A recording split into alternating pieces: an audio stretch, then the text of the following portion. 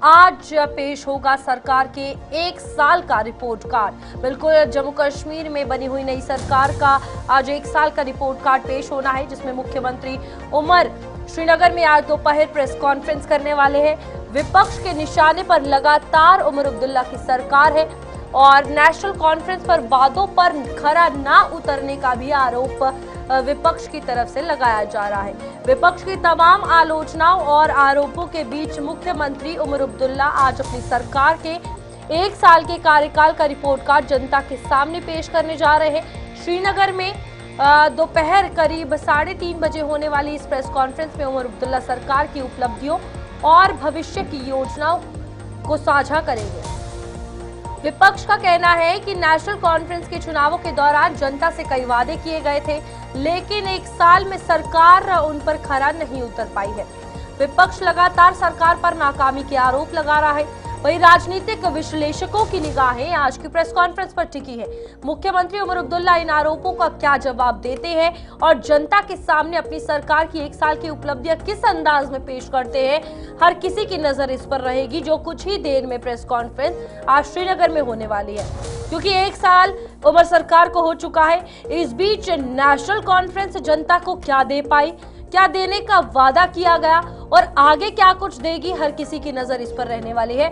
और विपक्ष पूरे तरीके से तैयार है। सवाल कई सरकार के पास खड़े करके सामने आड़े आ तो आई है। साथ ही साथ विनोद कुमार हमारे वरिष्ठ पत्रकार हमारे साथ जुड़ चुके हैं।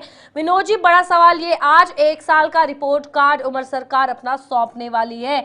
दूसरी तरफ कई बड़े सवाल, क्या कहा था, क्या कर रहे हैं? हाँ, बिल्कुल आपने ठीक कहा। भली सवाल यह है कि जो वादे किए थे वो वादे पूरे नहीं हो पाए हैं और इस चीज को लेकर के लगातार विपक्ष सत्ता पक्ष पर हावी हो रहा है। और अब जब 1 साल मुकम्मल हो चुका है तो उमर अब्दुल्ला क्या कहेंगे? क्या वो कहेंगे कि पहले 2 सरकारें चल रही हैं, उपराज्यपाल हमें करने नहीं दे रहे हैं या दिल्ली सरकार हमें करने नहीं दे रही है? लेकिन बड़े मोटे मोटे जो वादे उन्होंने किए थे, उन्होंने कहा कि परिवार के मुख्य महिला को हर महीने 5,000 रुपये दिया जाएगा। आर्थिक रूप से कमजोर परिवार को 12 एलपीजी सिलेंडर्स दिए जाएंगे, विधवा पेंशन बढ़ाई जाएगी, अल्पसंख्यक आयोग गठित किया जाएगा, आरक्षण नीति पर बहुत सारे ऐसे नंबर ऑफ जो वादे हैं वो उमर अब्दुल्ला द्वारा किए गए थे तब जब प्रचार किया जाना था, जब मैनिफेस्टो बनाना है, लेकिन वो वादों को पूरा नहीं कर पाए हैं। ये मान के चलना पड़ेगा। हम बैलेंस की बात करते आते हैं, चाहे फिर वो यूटी की सरकार की हो या केंद्र सरकार की हो। एक वो बैलेंस है जो बड़ा सवाल बना हुआ है, दूसरा काम क्या कुछ किया, ये बड़े सवाल है। अब जिस तरीके से ये सरकार कटघरे में है, क्या लगता है आज की प्रेस कॉन्फ्रेंस जो होगी वो किस तरीके से एनसी की तस्वीर साफ करेगी? क्योंकि जो बातें बोली जाएंगी उससे सवाल भी उतने ही निकलेंगे। कल के तो कैबिनेट मीटिंग हुई है, उसमें अहम फैसले लिए गए हैं। 3 अहम फैसले लिए गए हैं। आज उसका विश्लेषण किया जाएगा कि ये क्या फैसले हैं। बड़े इंपॉर्टेंट फैसले हैं। सीडीएफ डेवलपमेंट फंड को इनहांस किया गया है, 1 करोड़ के करीब किया गया है।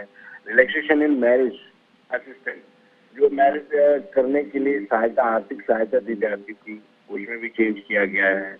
और स्टेट इलेक्शन कमीशन की आयु को भी बढ़ाया गया है। इन पर भी वो चर्चा करेंगे और ये भी बताएंगे कि एलजी से किन किन मामलों पर विवाद होता रहा है। अधिकारों की बात करेंगे, सलाहकार की नियुक्ति की बात करेंगे, जमात इस्लामी के स्कूलों की बात करेंगे, तबादलों की बात करेंगे, छुट्टियों की बात करेंगे और जो बिजनेस रूल नहीं बन पा रहे हैं उनको लेकर के जरूर रहेगी। हमारे अधिकार जो है कन्फाइंड करके रखे हुए हैं, हमें जकड़ के रखा हुआ है, ये बड़ी चर्चा करेंगे कि एलजी प्रशासन हमें काम नहीं करने दे रहा है। एक फेस सेविंग के लिए उनको ऐसा जरूर कुछ कहना पड़ेगा ताकि वो 1 साल की रिपोर्ट कार्ड में ये भी साबित कर सके कि हमें रोका जा रहा था, हमें पूरे राइट नहीं दिए जा रहे थे, इसलिए हम नहीं कर पा रहे। लेकिन विनोद जी, एक सवाल ये भी है कि जब एलजी प्रशासन पर सवाल उठाया जाता है या थोपा जाता है कि सारा ब्लेम वो हमें करने नहीं दे रहे, लेकिन विपक्ष ने ये भी कहा था कि अगर सरकार काम करना चाहती तो वो करती। ये एक बहाना है क्लियर कट। लेकिन इस बीच बड़ी बात ये है कि सबसे पहले उमर सरकार को ये भी चीज ध्यान रखनी थी कि कितने सालों के बाद यहाँ पर चुनाव हुए, इस एक साल में वो टारगेट अचीव करते ताकि आगे के 4 साल अगर slow and steady wins race वाली बात होती तो भी एक जनता का विश्वास कायम रहता। बिल्कुल, विपक्ष लगातार ये आरोप लगाता जा रहा है कि जो ये साबित करने का प्रयत्न उमर अब्दुल्ला सरकार कर रही है कि एलजी प्रशासन को कुछ करने नहीं दे रहा। उन्होंने बाकायदा फैक्ट एंड फिगर के साथ बताया था कि अभी तक कितनी कैबिनेट मीटिंग्स हुई है और उसमें कितने फैसले किए हैं जिन पर एलजी ने अपनी मुहर लगाई है। यानी जो विपक्ष है पूरी तरह से फैक्ट एंड फिगर के साथ ये बात कर रहा है कि उमर अब्दुल्ला के सभी कैबिनेट फैसलों को एलजी ने मंजूरी दे दी है। फिर उसके बाद पब्लिक में जाके या विक्टिम कार्ड खेलना ये उचित नहीं है। लेकिन उमर अब्दुल्ला और उनके सहयोगी कैबिनेट सहयोगी बार बार कहते हैं कि हमें काम करने नहीं दिया जा रहा है। अब देखिए ना, पहली कैबिनेट में ये फैसला लिया गया कि सब कुछ स्कॉर्पियो दी जाएगी, तब फाइनेंस था इनके पास, इन्होंने सब नए स्कॉर्पियो लेकर के दिए सभी विधायकों को। तो कहीं ना कहीं आज की प्रेस कॉन्फ्रेंस बड़ी इंपॉर्टेंट रहेगी कि फेस सेविंग कैसे की जाती है और कितने आरोप जो हैं वो एलजी प्रशासन सरकार पर लगाए जाते हैं। विनोद जी, यहाँ पर आज जो प्रेस कॉन्फ्रेंस होनी है इसमें हम क्या उम्मीद लगाए? सारी चीजें सरकार आपदा पर, हाल ही में जो भारत पाकिस्तान के बीच हुई जंग थी उस पर, या फिर जो पहले हालात बने थे उस पर पहलगाम अटैक के बाद उस पर छोड़ेगी, या फिर ये बहुत इम्पोर्टेंट सवाल पूछा आपने। ये एक एक्सक्यूज कहा जाए या एक लॉजिक कहा जा सकता है कि आप देखिए इतना ज्यादा फ्लड आया, उससे बहुत ज्यादा नुकसान हुआ है, ये एक एक्सक्यूज हो सकता है उनका, ये रियलिटी हो सकती है। दूसरा, पहलगाम में जो हुआ, पहलगाम हमले के बाद टूरिज्म पूरी तरह से स्लैश कर गया, नीचे आ गया टूरिज्म सेक्टर, और ये हवाला दिया जा सकता है कि ये साल हमारे कष्ट का साल था, इस साल में हम जितना करना चाहते थे उतना नहीं कर पाए हैं।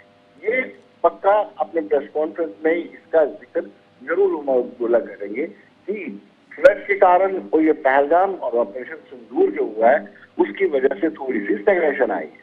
ठीक है विनोद जी, बहुत बहुत शुक्रिया ज्वाइन करने के लिए। अब देखना यह है कि उमर सरकार आज की इस प्रेस कॉन्फ्रेंस में अपनी रिपोर्ट कार्ड किस तरीके से दिखाती है, अपनी इमेज किस तरीके से दिखाती है। क्या सारी चीजें एलजी प्रशासन या हाल ही में हुए कुछ मामले, चाहे वो आपदा से जम्मू कश्मीर जूझा हो या फिर पहलगाम अटैक हो या फिर हो भारत पाकिस्तान के बीच की लड़ाई, उन पर रखता है कि सरकार इसलिए काम नहीं कर पाई, या विपक्ष जिस तरीके से कह रहा है कि सरकार अगर काम करना चाहती तो करती, क्योंकि कई बड़े सवाल अब दोनों तरफ से खड़े हो रहे हैं। इस बीच बैलेंस क्रिएट करने की भी बात सामने आती है और जिस तरीके के सेशंस उमर सरकार के बीच में चले उन पर भी कई बड़े सवाल उठते हैं कि सिर्फ लड़ाई हंगामे के अलावा और कुछ नहीं देखने को मिला। जनता के मुद्दे कहाँ थे, जनता की बातचीत कहाँ थी? अब आने वाले जो सत्र होंगे उस पर थोड़ी बहुत उम्मीद जताई जा सकती है, लेकिन इमेज क्लियर होगी जब आज उमर सरकार 1 साल का रिपोर्ट कार्ड प्रेस कॉन्फ्रेंस के बाद देगी।